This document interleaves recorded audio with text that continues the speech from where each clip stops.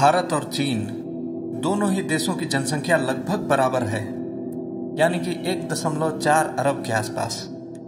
आज से 50 साल पहले चीन और भारत दोनों ही गरीब देश थे, लेकिन आज चीन अमेरिका को टक्कर दे रहा है और भारतीय पहले की ही तरह अपने इतिहास, लोकतंत्र और संस्कृति के तारीफों के पुल बांधने में व्यस्त हैं। जब अर्थव्यवस्था की बात होती है तो हम भारतीय बड़े गर्व से कहते हैं कि हम विश्व में 5वें नंबर पर हैं, लेकिन अगर हम अपने गिरेबान में झांकें तो पता चलेगा कि विश्व के 117 देशों की लिस्ट में भारत भुखमरी के हिसाब से टॉप 20 में है और गरीबी के लिहाज से 49वें नंबर पर है।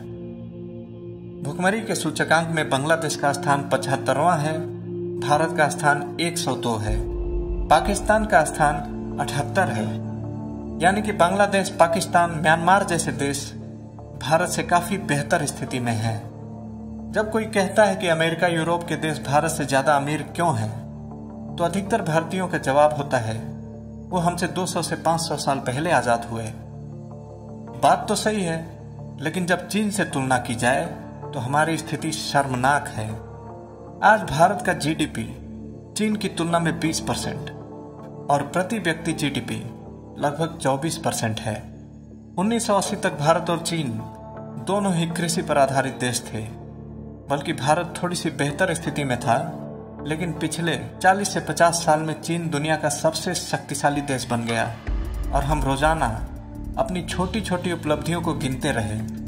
दोस्तों, जब चीन से तुलना होती है तो भारतीय अनेक प्रकार के बहाने गिनाते हैं, जैसे हमारी जनसंख्या बहुत ज्यादा है। लेकिन दोस्तों, चीन की जनसंख्या तो हमसे भी ज्यादा है।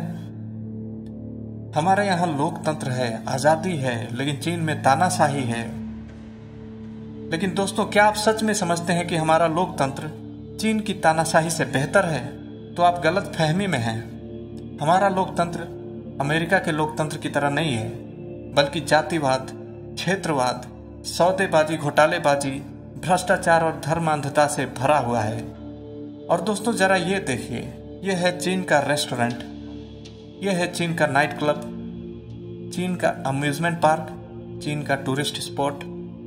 क्या आपको लगता है कि ये देश दबे कुचले लोगों का देश है? क्या चीन में सभी लोग दबाए गए हैं? क्या ये लोग सरकार से प्रताड़ित लग रहे हैं? चीन के लोगों के पास भारतीय लोगों की तुलना में कई गुना ज्यादा टूरिस्ट स्पॉट यानी छुट्टियां मनाने के स्थान उपलब्ध हैं। उनके यहाँ कारों की संख्या और क्रेडिट कार्डों की संख्या हमसे कई गुना ज्यादा है। ये बात सही है दोस्तों कि चीनी प्रेसिडेंट शी जिनपिंग का मजाक उड़ाए जाने पर मजाक करने वालों को प्रतिबंधित कर दिया जाता है। सेना का अगर कोई मजाक उड़ाए तो उन्हें भी प्रतिबंधित कर दिया जाता है। लेकिन जरा सोचें, जिस व्यक्ति ने चीन को दुनिया का सबसे शक्तिशाली देश बना दिया और जिसने कोरोना को दुनिया के सभी देशों की तुलना में प्रभावी ढंग से रोका, क्या उस प्रेसिडेंट का मजाक उड़ाया जाना चाहिए? क्या वो मजाक उड़ाए जाने के काबिल है? दोस्तों, 1980 के बाद चीनी किसान, डॉक्टर, वैज्ञानिक, इंजीनियर और सभी वर्ग के लोग संगठित होकर चीन के विकास में सहयोग दिए। वो लोग चीनी पहले थे और संघाइनीज, होक्किनीज, फुक्किनीज, कैंटोनीज बाद में थे। 1980 के बाद जहां चीन में पूंजीवाद को बढ़ावा दिया गया, वहीं हमारी सरकार यानी भारतीय सरकार ने पूंजीवाद की बलि चढ़ाकर समाजवाद को बढ़ावा दिया और लगभग 20 साल तक उसको सुधारा नहीं गया। नरसिम्हा राव के नेतृत्व में कुछ सुधार आए, उसके बाद भी घोटाले पे घोटाले, भ्रष्टाचार और आरक्षण पे आरक्षण चलते रहे।